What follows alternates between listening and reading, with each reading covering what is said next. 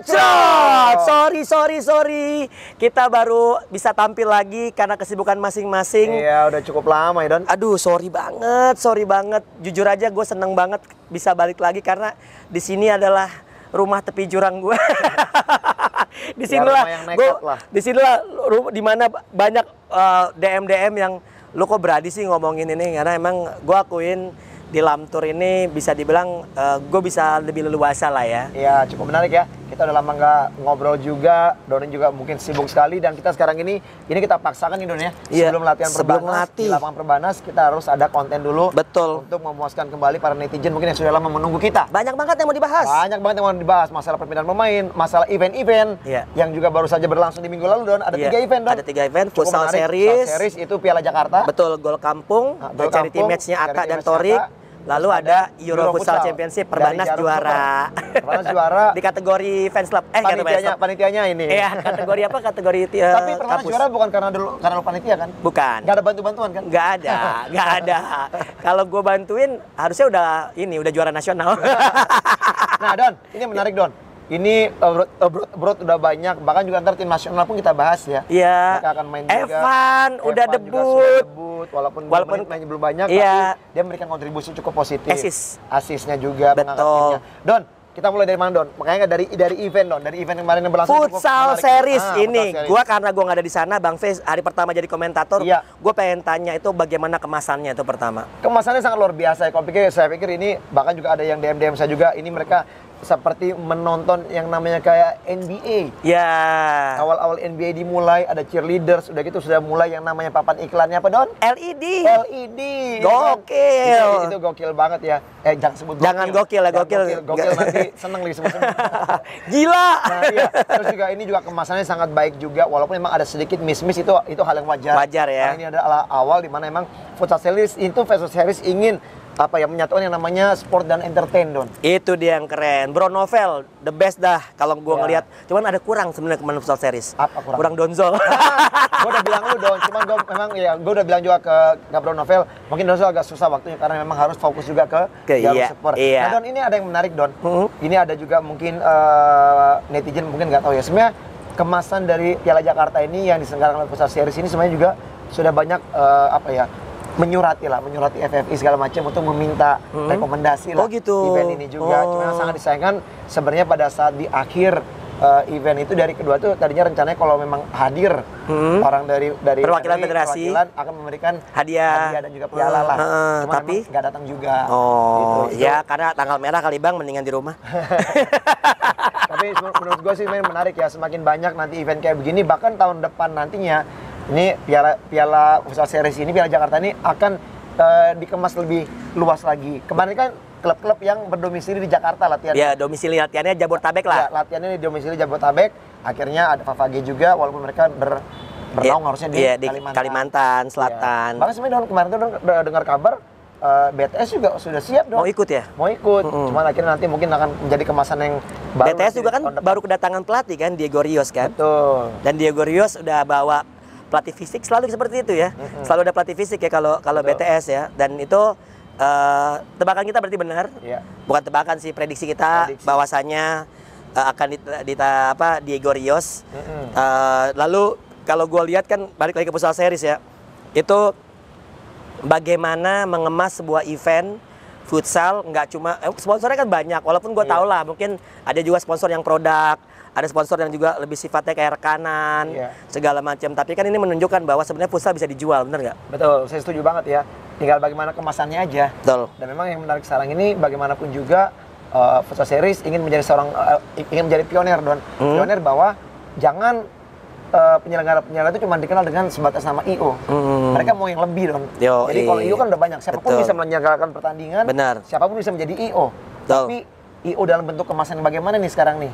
Itulah mungkin menurut saya yang memang harus terus dikembangkan sehingga akhirnya yang namanya bisnis dan juga mungkin futsal ini bisa semakin dilirik banyak orang. Betul. Nah, kita lihat satu-satu ya. Di Cosmo JN itu ada BBS, ada Rifki Afsana yang baru. Betul. Lalu juga Ikrima udah mulai hadir. Nah ini mungkin pemain-pemain baru yang lain belum kelihatan. Sama goalkeeper nggak salah ya? Iya, Rifki Hafsana itu. Rifki Hafsana dari Sadakata. Iya, betul. Dulu sempat prapon DKI Jakarta dia. Iya. Nah, kalau lo ngelihat peran BBS, ini kan BBS salah satu ya bisa dibilang komoditi besar futsal Indonesia lah. Betul. Gimana Bang? Udah kelihatan belum perannya? Paling tidak kalau menurut gua pembelian yang sangat bagus bagi Cosmo ya. Oke. Ya, satu, mungkin meningkatkan dari sisi Ada, iya. Betul, marketingnya. Ya kan? Ini juga buat JNE sebagai sponsor utama juga ini sangat Iyalah, seneng banget lah seorang BBS. Betul. Tapi kalau kemarin itu kan kita lihat kan kita nggak bisa melihat secara sekaligus di dua pertandingan itu bahwa BBS sudah bisa mengangkat performa timnya Don. Yeah, belum Don. Ini betul. masih abu-abu masih semua. panjang lah ya. Karena juga yang namanya Cosmo pun masih dalam tahap seleksi Don. Kemarin banyak anak SMA juga yang dicoba oleh DH untuk melihat mungkin dia perlu kan pemain yang U20 betul, kan, ya. U20.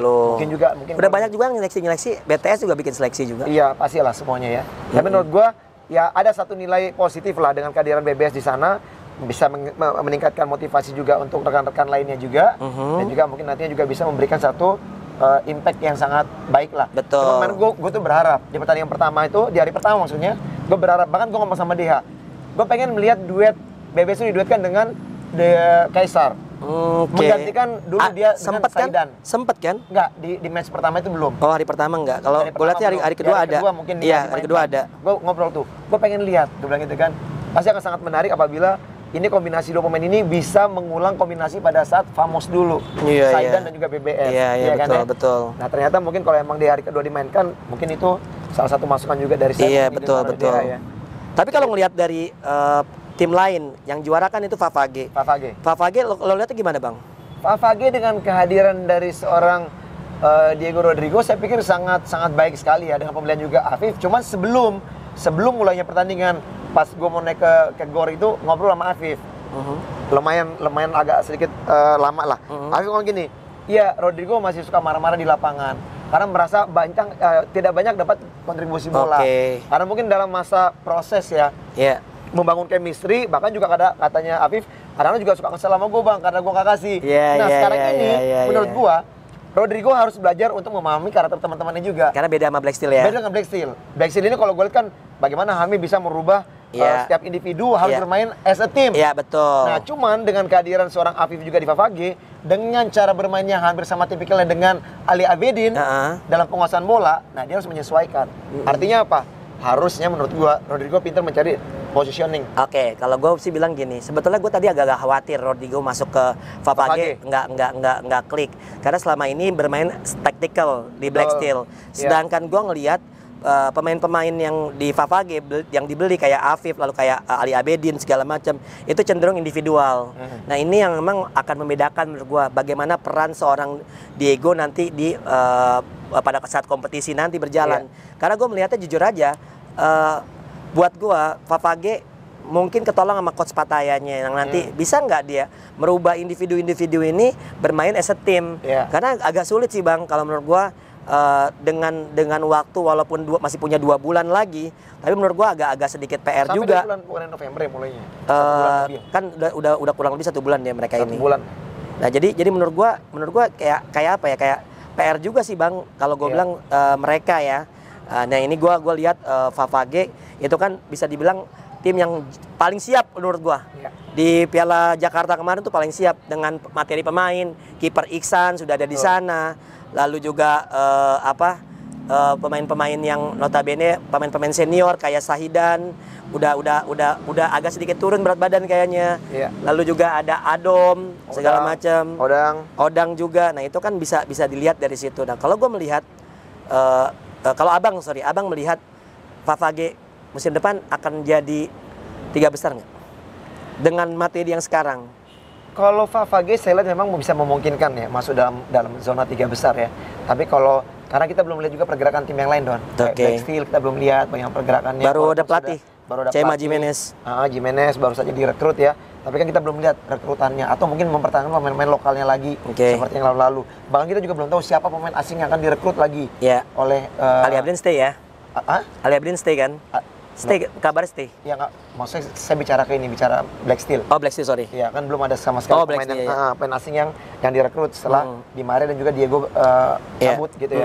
Nah terus sama juga sekarang ini kalau kita lihat nampaknya kalau kayak Kancil pun juga masih adem ayem nih mempersiapkan tim. Nampaknya lebih fokus mempersiapkan untuk yang ini AFC ya, AFC Club. Iya, Itu AFF Club. AFF Club ya. Itu masih belum jelas. Tapi yang pasti sih mereka udah harus kehilangan Marcus Gava kan. Iya. Dan mereka harus jadi pengganti yang sepadan sih kayaknya. Betul. Nah ini menurut saya juga memang belum terlalu kelihatan ya sepak terjangnya dari tim-tim yang teratas. Bahkan juga sekarang juga Pendekar pun juga walaupun memang sudah pemain asingnya, kalau gue lihat kemarin lebih banyak dominan dengan pemain muda. Pemain asingnya saya bang? Kan sudah ada yang dari Iran, saya lupa namanya itu, cuma belum datang. Pelatihnya? Pemainnya, iya belum datang. Dia Pendekar nih kedatangan Anca, lalu ada Satria, ada Bagas, juga ada Yogi.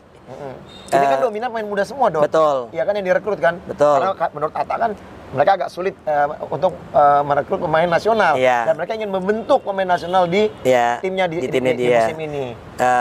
Coachnya dari Iran, tapi memang menurut lo bakal lebih baik nggak sih dari musim lalu Pendekar dengan kebijakan pemain muda tersebut? Gue pikir tidak segampang itu ya untuk bisa membentuk tim dengan pelatih juga oke lah, pelatihnya mungkin menyukai ya karena pemain muda bisa membentuk tim. Kalau menurut gue ini kompetisi atau juga ya ini kompetisi yang bukan berbicara proses Don. Ya. Hasil ya. Hasil akhir Don. Betul. 2 tahun nih menurut gue Pendekar 2 tahun sudah cukup lah untuk istilahnya meningkatkan mereka punya nilai jual dari timnya sendiri dengan adanya Ricardinho.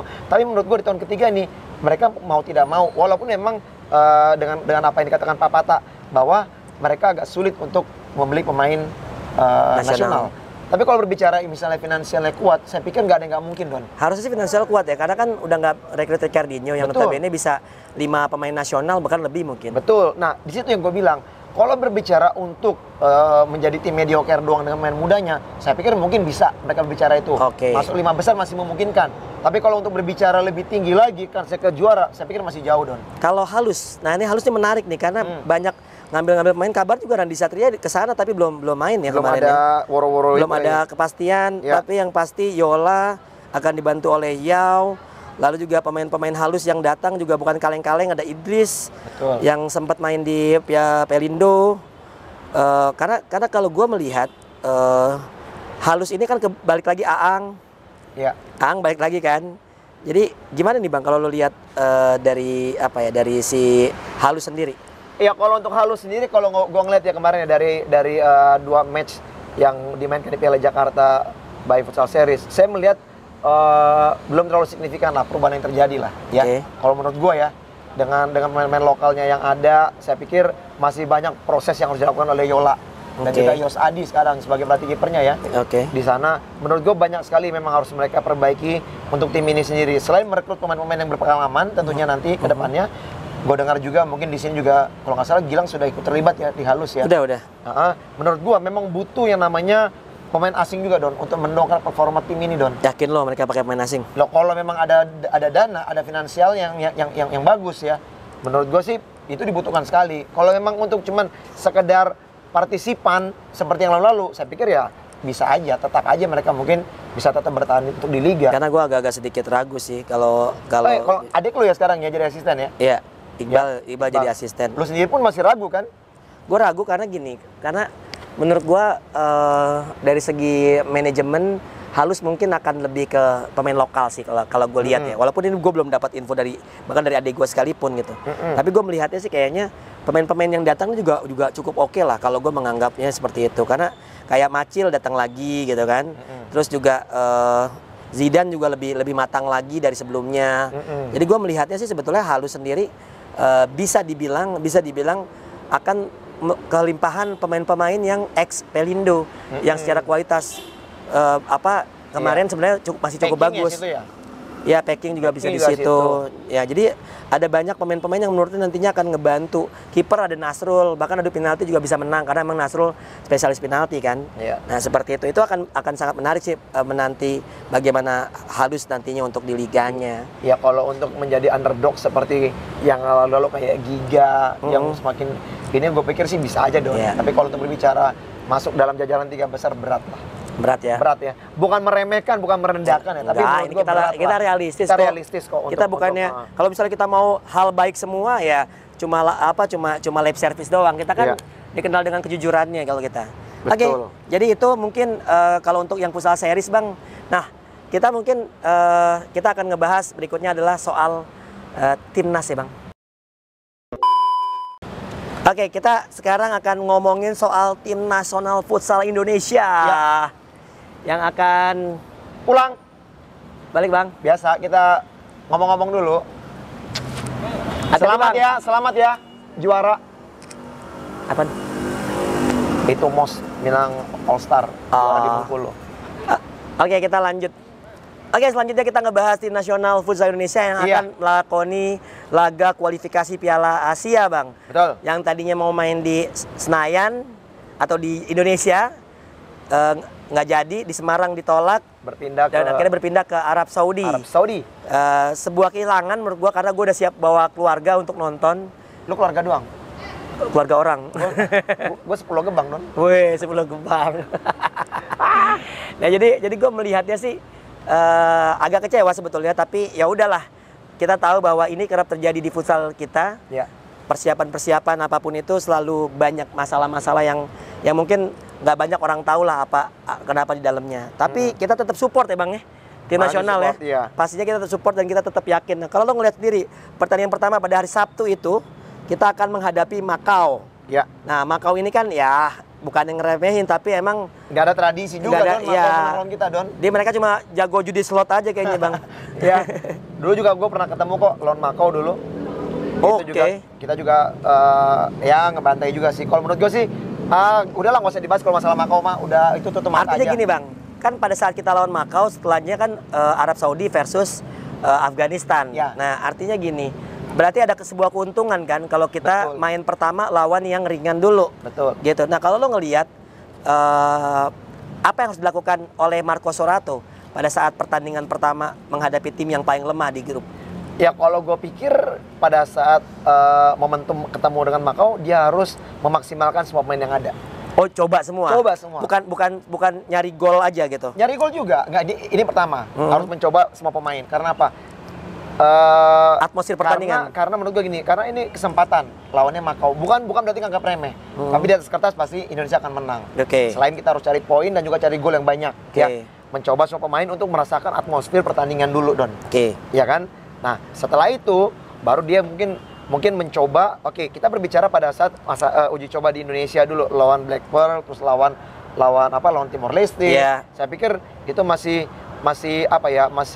belum uji coba yang benar-benar yang menurut gua ya. Menurut gua bisa proper lah, dianggap itu hasil yang maksimal buat timnas. Enggak lah. Nah, makanya menurut gua ini yang menjadi pelampiasan ketika lawan Macau. Mereka harus keluarkan semua kemampuan terbaiknya dengan semua strategi yang memang dimainkan Sorato. Lo tau nggak kalau mereka uji coba lagi? Di sana lawan Bahrain. Katanya gagal, batal, tapi ternyata jadi 3-0 menang. Itu pun kabarnya itu dari futsalplanet.com. Tapi gue nggak tahu itu diposting di Instagramnya, tapi nggak ada satupun pemberitaan di Indonesia. Sempat satu Ina posting, tapi di take out. Gue nggak tahu kenapa di take out. Nah, tapi kabarnya itu pertandingan tetap berjalan dan Indonesia itu menang 3-0 atas Bahrain. Jadi menurut gue sih ini untuk melawan Macau ya tutup mata lah.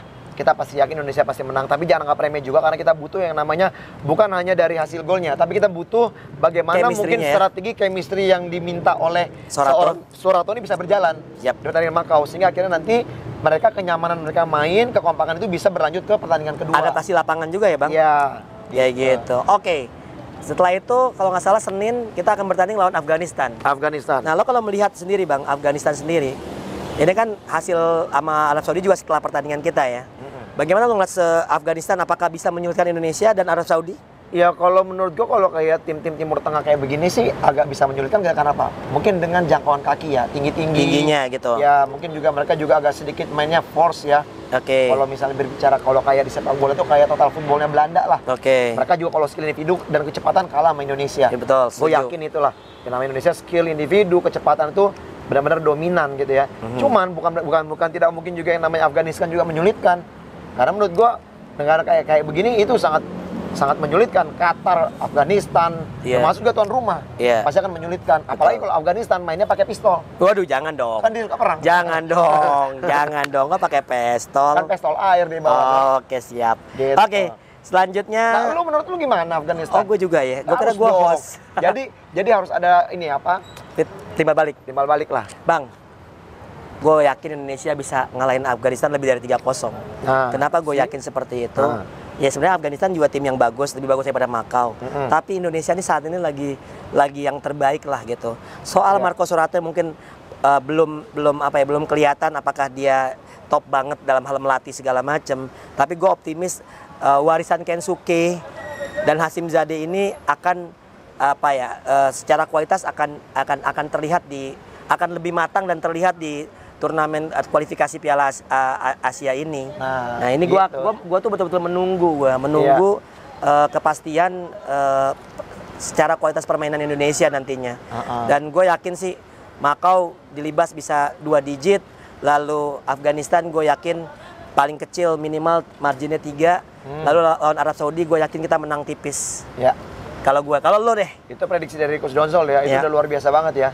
Kalau menurut saya, ya mungkin akan yang lebih menyulitkan Indonesia mungkin tuan rumah aja. Tuan rumah pasti. Ya, karena dukungan dari supporter, ya kan. Masih juga mendapatkan, ya kita juga mewanti-wanti ya. Walaupun memang kita berbicara ini adalah pertandingan internasional, bukan tidak mungkin juga namanya pelatih juga agak sedikit wasit agak condong juga kepada tuan rumah. Yeah. Itu biasanya ya entah berapa persen, tapi biasanya begitu. Pasti ada lah ya. Pasti ada lah yang namanya agak sedikit membela tuan rumah ya. Tapi bagaimanapun juga, saya pun yakin ya. Indonesia tetap bisa lolos sebagai juara grup malah. Iya, gue juga yakin juara grup karena gini Bang, kabarnya itu yang diambil itu juara grup dari 8 grup dan 7 runner up terbaik. Ada 1 grup yang tidak dapat 7 runner up terbaik. Nah ya itu kan? yang akhirnya nantinya akan sangat menarik, kita tunggu. Kalau gue sih yakin kita lolos juara grup. Ya. Arab Saudi juga gue yakin lolos sebagai salah satu runner up terbaik. Ya. Tinggal bagaimana sih yang gue tunggu-tunggu adalah permainannya gitu aja. Iya, kalau untuk juara saya pikir tanpa ditunjang dengan permainan yang berbeda dari pelatih-pelatih sebelumnya, mungkin ya kita cukup sekedar puas dengan hasil, tapi nggak dengan permainannya. Gue juga setuju Don. Gue pengen sih ngeliat bagaimana sih Sorato ini kan sampai kalahin nih, Brazil nih. Bagaimana sih cara sekarang yang dia lakukan untuk tim nasional untuk bisa merubah? Karena kalau menurut gue pasti akan berbeda. Harus. Dengan Kensuke, dengan Hasim Zadeh. Harusnya. Pasti akan berbeda Asia dengan Amerika Latin. Betul. Ya kan? Nah, itu yang kita harapkan gitu ya. Jangan sampai ya hasilnya ya cara mainnya ya sama aja. Benar begitu. Nah, kalau lo kan daftar nama pemain udah ada tuh Bang ya? Daftar nama pemain kan udah kelihatan tuh. Evan sedang menuju, kayaknya sudah nyampe mungkin gitu kalau Evan. Menyusul ya? Udah menyusul. Lalu kalau kita lihat yang dicoret tuh ada Filippo Inzaghi. Nazil ya? Nazil nggak dipanggil? Nazil nggak dipanggil. Oh, memang cuma 3 ya, kiper langsung panggil. Kiper langsung 3-3-nya loh. 3-3 lolos ya? Ajaib loh, kiper 3-3-nya loh. Karena kan biasanya kan 2 ya Bang. Betul. Tapi kayaknya 3-3-nya dibawa. Walaupun gue nggak tahu yang didaftarkan 2 apa 3-3-nya. Karena kan kiper kan posisi krusial ya.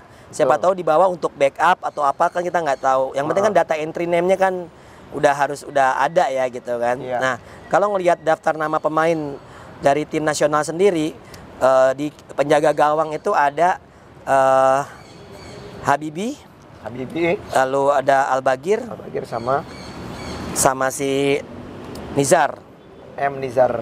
Betul. Mana sih daftar nama pemain timnas? Ini gue harus ini nih. Oh, skuad Thailand, skuad Kamboja. Gue harus scroll agak jauh kayaknya. Karena kita bicara pemain-pemain ini tentu kita bisa ngebaca nih bagaimana apa yang akan dilakukan oleh seorang Sorato. Karena kabarnya Sorato tuh cuma 2 paketan doang Bang. Paketnya. Tapi setiap paketan itu ada 5 sampai 6 pemain yang dirotasi. Jadi mereka tuh harus siap untuk beradaptasi. Nah, menurut lo gimana tuh Bang? Ya itu kembali kepada masalah ini ya, masalah bagaimana selera dari pelatih ya. Dan setiap pelatih kan punya cara yang berbeda-beda Don. Kalau menurut gue sih sah-sah aja ya. Karena begini Don, tidak mungkin juga dalam paketan 4 pemain itu semuanya selalu tampil stabil. Oke, setuju. Ya kan? Nggak mungkin juga semua bisa main bareng-bareng, bisa kartu kuning, kartu merah, sakit, ya kan? Betul. Jadi mungkin dengan ada lapisan-lapisan 2 orang, misalnya di plot nih, paket 1 ada 6 orang, cadangan 2, paket 2 ada 6 orang, cadangan 2. Iya. Tapi menurut gua kalau emang itu sudah dilakukan di latihan dengan formasi dan juga dengan cara taktikal yang diinginkan oleh Sorato, saya pikir itu sah-sah aja. bukan tidak memungkinkan juga, mungkin dari paket kedua yang 6 orang bisa juga dipindahin nanti ke paket 1 jika dibutuhkan. Iya, betul. Nah, Iya, ini kan? menarik nih. Karena gue melihatnya sih sebetulnya kalau bicara pemain timnas ya, udah level timnas lo harus siap dipasangkan dengan siapapun. Betul. Itu dia. Nah, itu dia. Wah, luar biasa nih. Ya, Iya, singkat, padat, dan mudah-mudahan bisa mengobati kerinduan teman-teman untuk lamturnya. Ini juga kita udah mau ngelatih. 10 menit lagi mau ngelatih. Jadi, kita sudahin aja. Ya, Kita akan kita ketemu lagi nanti lah. tunggu, ini hari apa? Ini hari Kamis. Kayaknya Senin kita bikin konten lagi ya. Iya. Sekalian Sekaligus sambil ngelatih. sambil ngelatih ya. Ya. Ya, jadi kita bisa pastikan minggu depan kita akan hadir kembali. Karena gini Bang, hari Sabtu hasil minimal Senin tuh kita sebelum pertandingan kita bahas cara main Bang. Ya. Amat bahas cara main Afghanistan sama Arab Saudi. Seru tuh kayaknya. Ya, betul. Oke. Kita bahas, Itu aja. Kita analisa ya. Betul. Gue Doni Zola. Dan gua Fenar Mr. Bam Kota Barat. Bam Trot.